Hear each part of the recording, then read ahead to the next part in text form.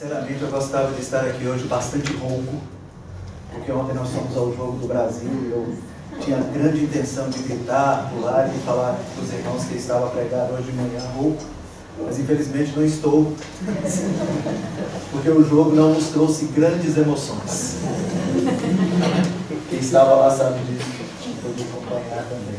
Mas não seja joia pelo convívio, pela experiência. Mas algo que nos chama muita atenção é o grande número de brasileiros. Temos 40 mil, grande maioria brasileiros. Eu acho que poucos portugueses como Pedro estavam lá ontem, torcendo pelo Brasil, né, Pedro? Mas nos chama a atenção o grande número de brasileiros aqui, como nosso querido pastor James orou, que a nossa vontade, o nosso desejo não seja de emigrarmos, de mudarmos, de morarmos. E realmente Portugal é muito melhor do que o Brasil em muitos aspectos. Mas que sejamos, como o próprio pastor disse, chamado missionário, de uma vida que possa trazer mais vida a Portugal também. E o texto, novamente agradeço ao James e à Heather por sempre me confiarem um tempinho durante os meses para compartilhar da palavra. O texto que nós vamos meditar nessa manhã se encontra na carta que o apóstolo João escreveu à sua comunidade, uma comunidade de pessoas que o seguiam, que seguiam seus ensinamentos, na realidade uma igreja próximo ao final do primeiro século, e uma igreja com um contexto bastante interessante. Se nós pudermos lembrar um pouco aqui do que tanto o pastor James quanto o Pedro já nos trouxeram também nas mensagens, havia alguns problemas ali na igreja que João pastoreava, que na realidade não estava lá mais, mas na igreja que ele deixou. Que algumas pessoas achavam, por exemplo, que não cometiam pecados, e João, o apóstolo João, ou como é chamado aqui em Portugal, São João, não Batista, mas apóstolo, disse muito claramente, aquele que diz que não tem pecado, ele é o quê? Mentiroso. É isso que o texto lá de João fala. Mas é muito bonito, porque ao mesmo tempo que João fala, aquele que diz que não tem pecado é mentiroso, ele diz imediatamente, se nós confessarmos esses nossos pecados a Deus, o próprio Deus, ele é fiel e justo, e ele nos perdoa os pecados. Então, não é porque temos pecado, que esse pecado hoje, necessariamente, nos afasta de Deus. Como Pedro orou, muito bem colocado, nós somos reconciliados com Deus pela obra da morte e ressurreição do nosso Senhor Jesus Cristo.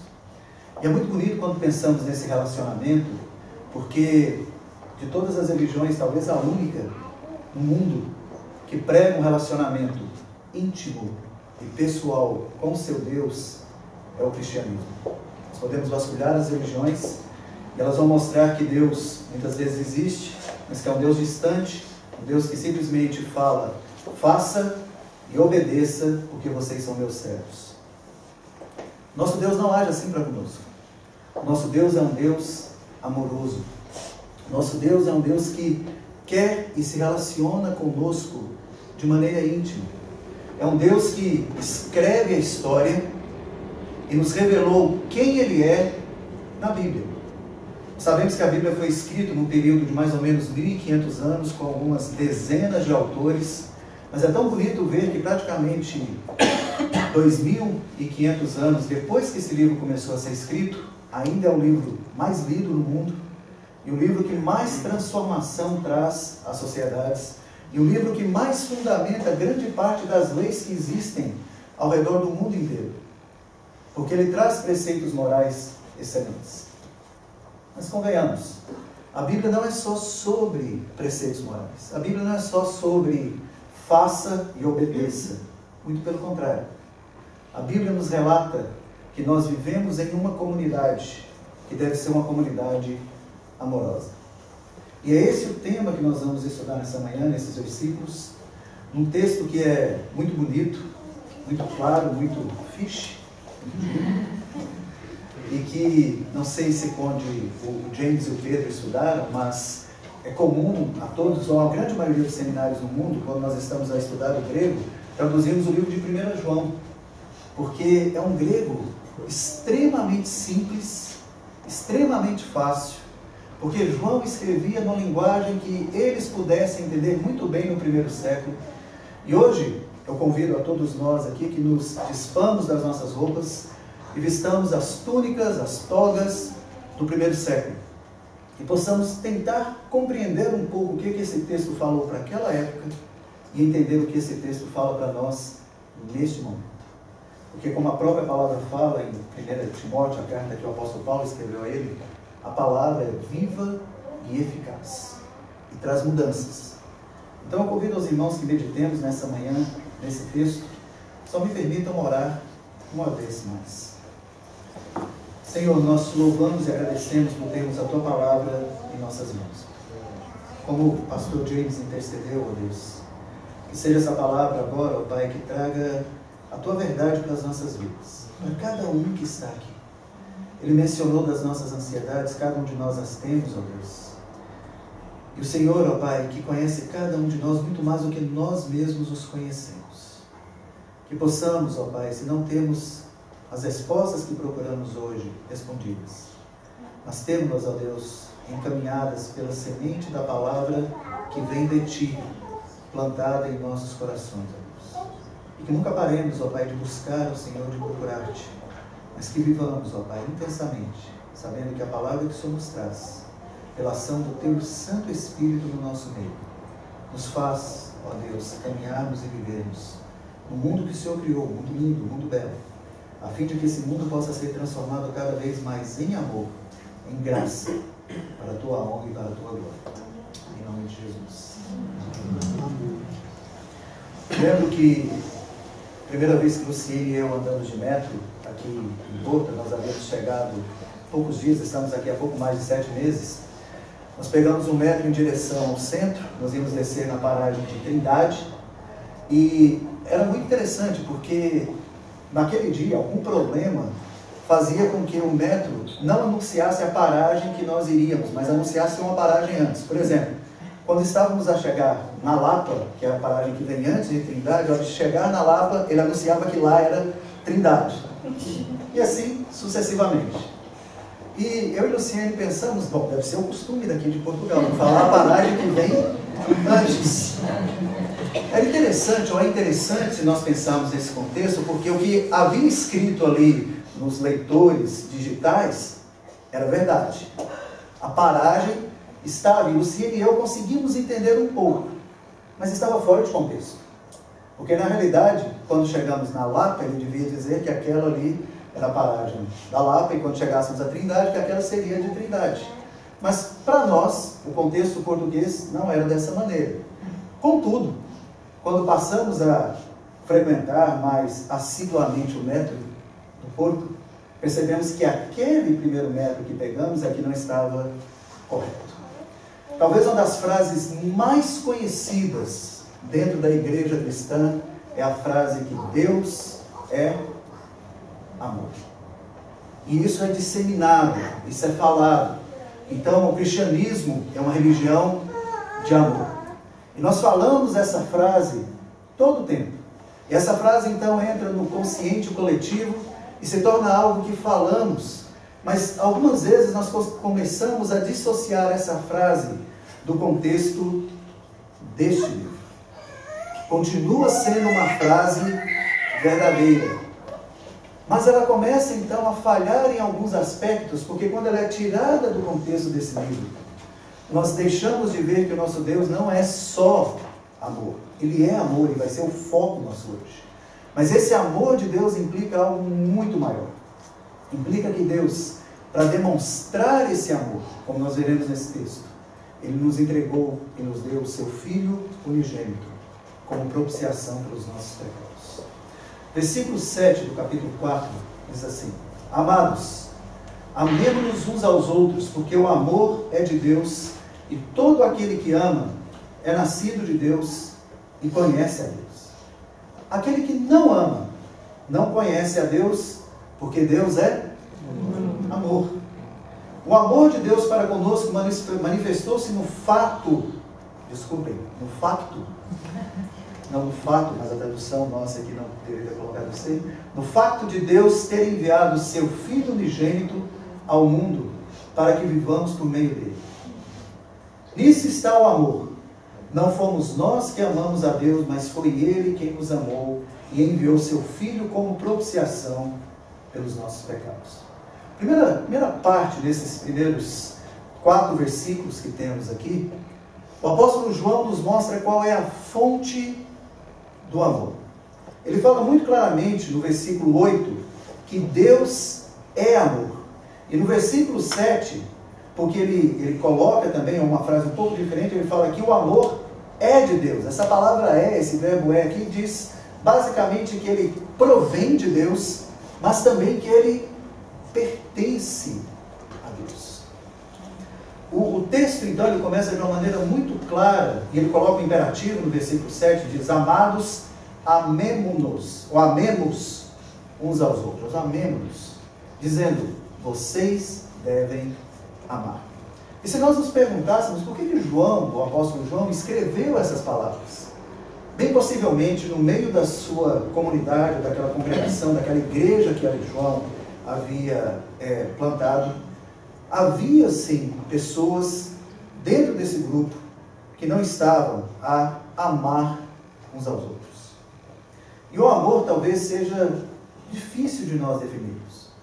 É tranquilo às vezes, nem sempre, definirmos o amor entre pais e filhos, esposos e esposas, maridos e mulheres, irmãos e irmãs, amigos e bons amigos, definem bem o que seja amor.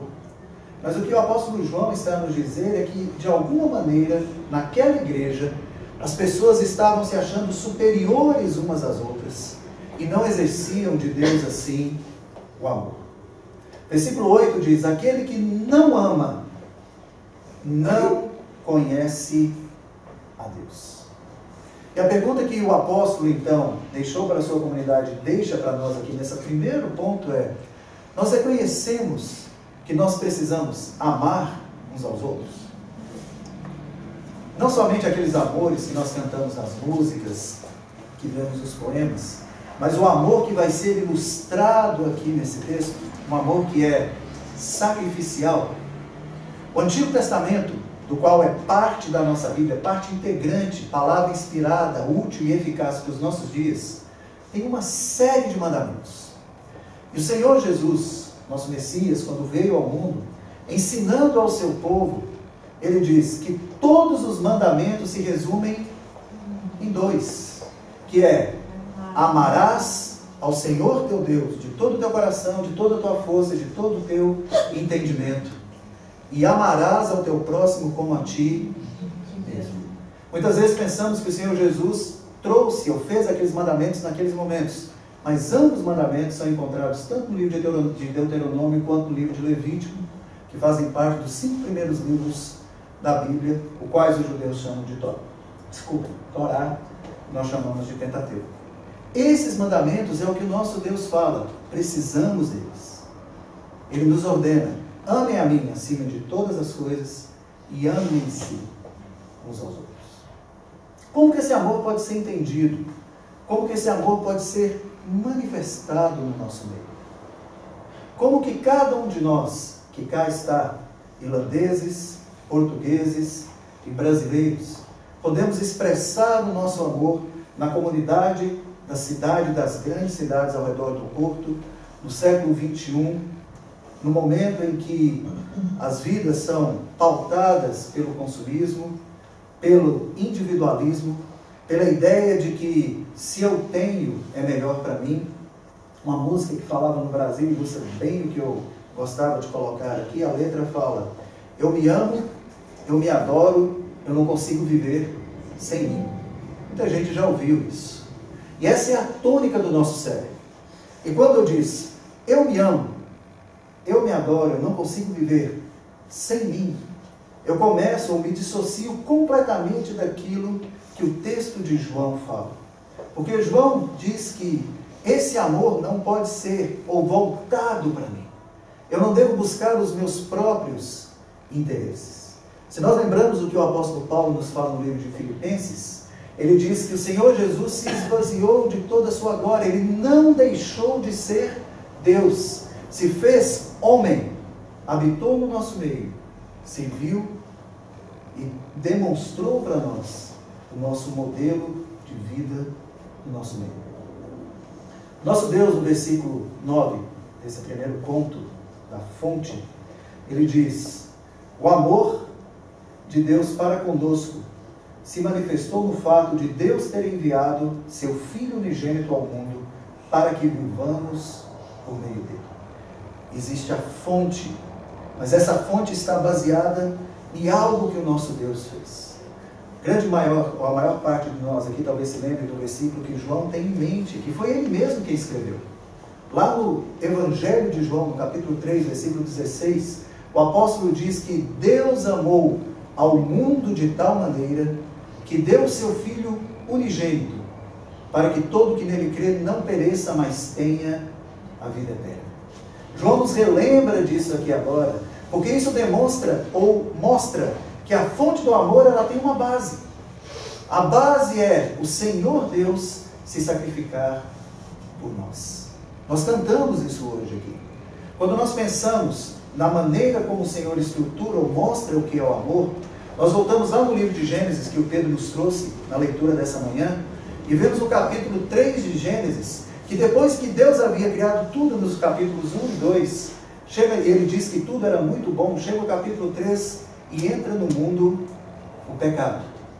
Alguns milhares de anos depois, o apóstolo Paulo, baseado naquilo que é o ensinamento bíblico desde o livro de Gênesis, diz: todos pecaram e carecem da graça, da glória e da misericórdia de Deus. Todos. Não foram somente Adão e Eva, não foram somente os filhos dele, não foi somente Caim, a qual assassinou Abel, mas todos. O que Paulo, o apóstolo Paulo nos fala é que toda a humanidade pecou. E se nós pensamos aqui então na questão do amor, o que significa esse amor, e como o Cine e eu, nós convivemos bastante, muito na área de apologética e muito na área de evangelismo também, nós já escutamos muitas vezes pessoas dizerem que o nosso Deus é um Deus cínico, é um Deus egoísta, como diz um dos grandes poetas brasileiros que cancionou a música, diz: se era para desfazer, por que fez? É o que diz uma das letras das músicas, dando a ideia assim: se Deus então criou todas as coisas e Ele sabia e via que as coisas não seriam da maneira como Ele havia criado, por que Ele já não fez tudo de uma maneira que não fosse ser depois problemática? Porque o nosso Deus nos ama. Porque o nosso Deus não nos criou como Ele criou todos os outros animais, sem o fôlego da vida. Desculpem, sem a imagem e semelhança dele. Porque em nós o nosso Deus nos coloca a imagem e semelhança dele.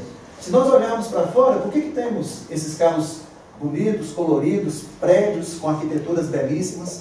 Por que a Europa é tão rica na sua vasta cultura? Por que os países prosperam tanto, senão porque o homem tem a imagem e semelhança de Deus? Nós vemos comunidades complexas de animais, de insetos, que criam coisas ali bem desenvolvidas para eles, mas nada chega ao ponto do que o homem alcançou. E isso só se alcança porque nós somos a imagem e semelhança desse Deus que é a fonte do amor. E Deus então ele se revela, ele se mostra e diz: eu os amo de tal maneira e te amarei de tal maneira que para que vocês possam ter novamente um relacionamento comigo, eu me entrego, eu morro por vocês. Um dos hinos mais bonitos que eu conheço, cantados em todas as vertentes do cristianismo, fala: grandioso amor, como entender o próprio Deus por mim morrer. Deus na pessoa do seu Filho, a segunda pessoa da Trindade, nascido da Virgem Maria, que padeceu sob o poder de Pôncio Pilatos, foi crucificado, morto e sepultado. Mas aconteceu o quê? Ao terceiro dia, ressurgiu. E é assim que Deus então prova o seu amor por cada um de nós, por todos que estão aqui. E Ele coloca de maneira muito clara, versículo 10: nisso está o amor, Não fomos nós que amamos a Deus, mas foi Ele quem nos amou e enviou seu Filho como propiciação, como oferta pelo nosso pecado, como resgate pelo nosso pecado, porque os pecados, o nosso pecado, nos afasta de Deus.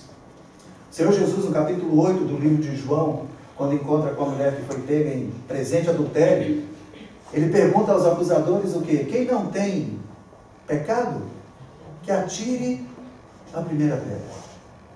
Se o Senhor Jesus viesse hoje aqui, no nosso meio, e começasse a trazer a palavra para nós, nós olharíamos para Ele e reconheceríamos isso em nossas vidas, que todos nós somos pecadores e precisamos dEle.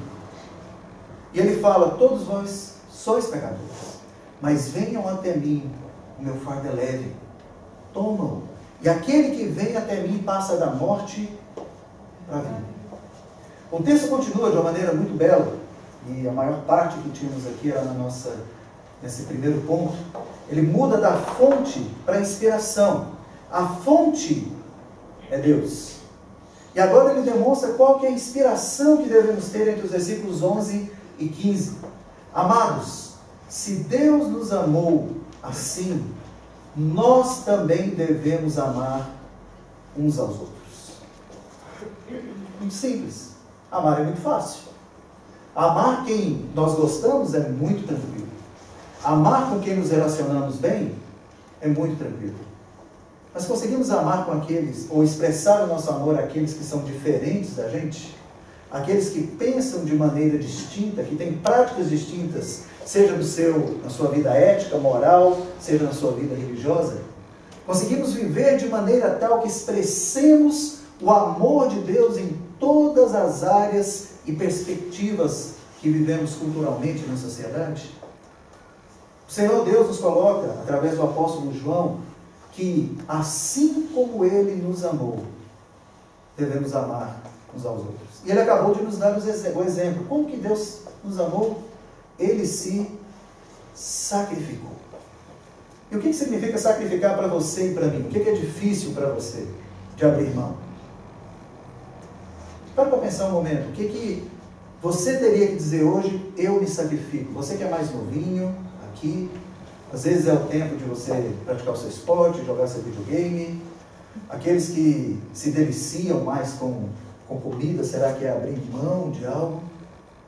Não falo como penitência, mas como podemos nos sacrificar? A comunidade brasileira, que agora é tão grande já em Portugal, como que podemos nos sacrificar por esse país? Será que o nosso chamado é virmos do Brasil e formarmos subculturas brasileiras ao redor de Portugal inteiro? Será que o nosso chamado é estarmos aqui e abrirmos, por exemplo, igrejas brasileiras em Portugal? Será que foi para isso que Deus lhe trouxe do Brasil para cá? Aí você vai dizer, não, Deus não me trouxe, eu peguei o avião e entrei dentro dele. Eu quero deixar muito claro para você que não foi. Se você depois do nosso tempo aqui quiser bater um papo sobre isso, eu estarei aberto a conversar. Mas todos que estamos aqui nesse dia, nessa manhã, por aquilo que cremos na palavra de Deus, nós viemos porque nós queríamos estar aqui. Mas nós acreditamos também que a ação do Espírito de Deus que está no nosso meio nos trazendo, para que ouçamos a palavra e para que possamos expressar o nosso amor uns pelos outros. E nisso sermos desafiados. Deus nos amou assim, devemos amar uns aos outros. Vejam de novo agora o versículo 14. E nós temos visto e testemunhado que o Pai enviou seu Filho como Salvador do mundo. Salvador de quê? Ontem, não sei se tem acompanhado, mas há um grande transatlântico à deriva na costa da Noruega. Belíssimo. Mas eu não queria dar dentro dele de jeito nenhum. Os motores se desligaram, as ondas são de 6 a 8 metros, eles filmaram dentro do navio, o navio tem hora que inclina, tem um termo técnico, eu não me lembro, mas inclina, e as mesas viram, as coisas descem, depois o barco volta ao lugar. A deriva. No local que eles precisam ser salvos. E sabem como eles estão sendo salvos? Foram helicópteros que vão e içam um por um a 1.300 pessoas dentro daquele barcão. Vai demorar um pouco. Eu gostava de estar entre os primeiros. O nosso Deus, Ele não nos vê como precisando de tirar um por um. Muitas vezes Ele alcança comunidades inteiras. O livro de Atos fala que num dia só 3.000 se converteram ao Senhor. Alguns países, como no Brasil, isso também acontece de maneira muito grande, porque o cristianismo permeia, é arraigado, muitos reconhecem que necessitam de Cristo e buscam Ele. Mas quando nós olhamos para o nosso contexto, nós olhamos para o contexto menor das nossas vidas, por que precisamos ser salvos mesmo? Do que foi dito agora no começo? Porque todos nós pecamos. E o pecado, o qual João aponta agora nesse texto, é a falta de amor. E se eu puder expandir um pouco mais, essa falta de amor pode ser traduzida em não querermos nos sacrificar, em não querermos sair da nossa zona de conforto, em querermos manter a nossa própria, só falar para os brasileiros, a nossa própria subcultura dentro de um país que nos acolhe com as portas abertas. É muito gostoso falarmos o mesmo português, apesar que às vezes eu preciso pedir para repetir. Quando estou numa sala de aula, conversando com alguém, porque eu não entendo. Muito gostoso. Mas nós não podemos nos limitar a esse ponto. Nós precisamos entender que nós precisamos nos sacrificar. E não chega nem próximo, nem um milionésimo daquilo que Jesus fez. Jesus veio e morreu e deixou-nos o exemplo, como João nos coloca, como Pedro coloca na sua segunda carta, que é o exemplo que devemos seguir. O texto continua de maneira muito bela, porque ele fala que, no versículo 12, ninguém jamais viu a Deus. Ninguém. Porque João fala também lá no capítulo 4 do Evangelho de João que Deus é Espírito. Ninguém jamais viu a Deus. Filipe, o discípulo, conversando com Jesus, pergunta, ou fala, mostra-nos o Pai. Jesus diz o quê? Aquele que vê a mim, vê ao Pai. Porque como cremos no cristianismo, nós temos um único Deus que subsiste em 3 pessoas. O Pai, o Filho e o Espírito Santo. Então, quando nós formos ver, nós vamos ver a Cristo, mas estamos vendo também ao Pai e ao Espírito. E aqui o texto diz muito claro, ninguém jamais viu a Deus. Contudo, se amamos uns aos outros, versículo 12, Deus permanece em nós, e seu amor é em nós aperfeiçoado. Versículo 15, todo aquele que confessa que Jesus é o Filho de Deus, olha o texto novamente, Deus permanece nele e ele em Deus. Nós não vemos a Deus, mas aquele em que Cristo habita, e manifesta essa habitação de Cristo na vida dele, através do amor. Essa manifestação é uma prova da existência de Deus e uma prova que conhecemos a Deus. É não só somente falar que amamos, mas termos também a prática, que começa a partir do versículo 16. Mas vamos ver primeiro o 20. Se alguém diz, eu amo a Deus, e odeia seu irmão, ele é o quê? Mentiroso. João gosta de usar essa palavra, né? Se dissermos que não temos pecado, somos chamados de quê? Mentirosos. E chamamos a Deus também de mentiroso. Por quê? Pois quem não ama seu irmão, a quem viu, não pode amar a Deus a quem não. Versículo 12 diz, ninguém jamais viu a Deus. Ninguém. Contudo, nós podemos dizer e expressar que amamos a Deus quando amamos ao nosso irmão. A palavra irmão no grego ele tem um sentido muito amplo. Com certeza, João estava a escrever, em primeiro lugar, para que demonstremos o amor aos irmãos daquela comunidade que João tinha. Mas João sabia da necessidade desse amor ser expandido para fora também. E João coloca isso de uma maneira muito clara. Se você diz que ama a Deus a quem você vê, mas odeia o seu irmão, você é mentiroso. Mas Lu, sempre no chão, né? Odiar meu irmão? Eu não odeio meu irmão, eu não falo nada contra ele. Mateus capítulo 6, quando o Senhor Jesus está a nos ensinar pelo sermão no monte, ele diz: aquele que chama o seu irmão de tolo cometeu um homicídio já. Não precisa pegar uma arma, uma faca, uma espada, mas já é réu da morte, já é réu por homicídio. Quantas vezes nos nossos corações nós não odiamos uns aos outros? Para mim, a Luciane me conhece muito bem, é muito claro isso. Quando estou a lavar as louças, algo que eu pessoalmente gosto muito, muitas vezes, fizeram algumas caras aqui franzindo, mas eu encosto e pego ali a bucha, o pano e começo a lavar a louça e falar comigo mesmo. E a Lu chega para mim algumas vezes e fala assim: você está a brigar com quem? Porque muitas vezes no meu coração, naquele momento, ou em outros momentos da minha vida, eu me lembro de coisas que pessoas fizeram a mim, ou às vezes por inveja, ou às vezes por discordar, eu começo a lutar com aquela pessoa. E quantas vezes, meus queridos dessa que estão aqui nessa manhã, me falta esse amor no meu coração. Um amor que, quando eu chego para aquela pessoa e olho, abro um sorriso, bato a mão e falo: aham, eu te amo.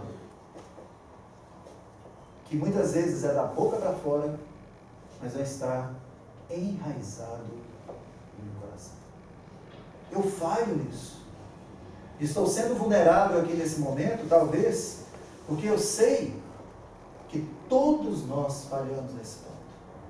Vez ou outra na nossa vida. Por exemplo, estamos a dirigir e todos nós acreditamos que se tivermos a fé do tamanho de um grão de mostarda, podemos dizer para o monte: monte, vai e lança-te ao mar. Estamos a dirigir e de repente a pessoa da frente freia bruscamente ou nos joga o carro em cima do nosso. É nossa vontade de dizer para o poste: poste, saia dali e fique em frente daquele carro. Nós queremos exercitar nossa fé. Ódio, raiva, falta de amor. O texto é muito claro quando ele vai nos conduzir dessa maneira, e aqui, partindo para a nossa conclusão, o que ele diz, no versículo 16: e conhecemos o amor que Deus tem por nós, e cremos nesse amor, porque Deus se sacrificou por nós. Deus é amor.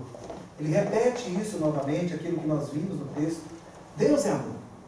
E há uma música no português do Brasil, que é português também, que diz: muito embora só Jesus exista, nem todos sabem vê-lo como é. Filósofo, poeta, comunista, ou mesmo um hippie, já se disse até. Porque se olha para Jesus de várias maneiras. É aquele Jesus que é a base da filosofia do amor, vamos amar uns aos outros. Ou a base para dividirmos as coisas, então o socialismo e o comunismo se apropriam de algumas coisas. Ou a base de uma vida sem muita regalia, sem muita riqueza, como os hippies abordam. Talvez eles olhando, esses grupos olhando, ao olhar para o Senhor Jesus, tenham essas ideias. São princípios. Às vezes bons, às vezes não, vindo do nosso Senhor Jesus, bons princípios. Mas o que o texto está a nos dizer aqui, que esse Deus, na pessoa de Jesus Cristo, porque se traduzem assim, Ele é amor. Novamente você pode dizer: como que esse Deus pode ser amor, Luciano? Se no Antigo Testamento nós temos tantas guerras, Deus falando para entrar em cidades, destruir cidades, nós devemos nos lembrar que a justiça de Deus não é a nossa justiça. Nós projetamos aquilo que está na nossa vida para que Deus haja de acordo da nossa maneira. Mas lembremos-nos que lá em Gênesis, no capítulo 3, quando nós pecamos, nós quebramos o nosso relacionamento com Deus. O destino de toda a humanidade, toda, seria a morte. Mas o que o nosso Deus faz, por causa do livre-arbítrio que o homem teve lá no livro de Gênesis, Deus olha para o homem e fala: eu dou-vos o meu amor, através da minha própria vida sendo sacrificada por ti. E nisso entendemos que o nosso Deus não é egoísta, que o nosso Deus não é um Deus centrado em si mesmo, mas é um Deus que ama e que se relaciona, mas também é um Deus justo. Ele fala que, para que conheçamos a Ele, não há outro caminho senão o próprio Senhor Jesus. O Senhor Jesus, muito claramente também no Evangelho de João, diz: eu sou o caminho, um artigo definido, não é um caminho. Eu sou o caminho, a verdade e a vida. Ninguém vem ao Pai se não for através de mim. O próprio apóstolo João nos repete isso. E isso nos dá então segurança. Que esse texto conclui então dizendo, versículos 17 e 18, se puderem acompanhar comigo. Nisto o amor é aperfeiçoado em nós, para que tenhamos confiança no dia do juízo. Todo cristão crê que o Senhor Jesus voltará. E Filipenses fala que ele volta agora como rei, não como servo. E que a presença de Deus, todos se curvarão diante dele, se ajoelharão diante dele. Será o dia do juízo. E ele vem agora para julgar vivos e mortos, como diz o nosso credo, que é o credo apostólico, a confissão comum da igreja cristã mundial, seja qual a vertente dela, que aponta para as três pessoas da Trindade, o Pai, o Filho e o Espírito Santo, e aponta para a igreja de Deus, a igreja com I maiúsculo, a qual a Érica intercedeu hoje pela manhã. E nisso então nós olhamos e vemos que esse amor é aperfeiçoado para que tenhamos confiança nesse dia, pois assim como Ele é, nós também somos nesse mundo. Assim como Deus está neste mundo, nós também estamos, porque Cristo vive em nós. No amor não há medo. Pelo contrário, o perfeito amor elimina, lança fora o medo, pois o medo implica castigo. Tens medo de quando Jesus voltar? Eu nunca tinha ouvido falar nisso. Tem aquele temor no coração?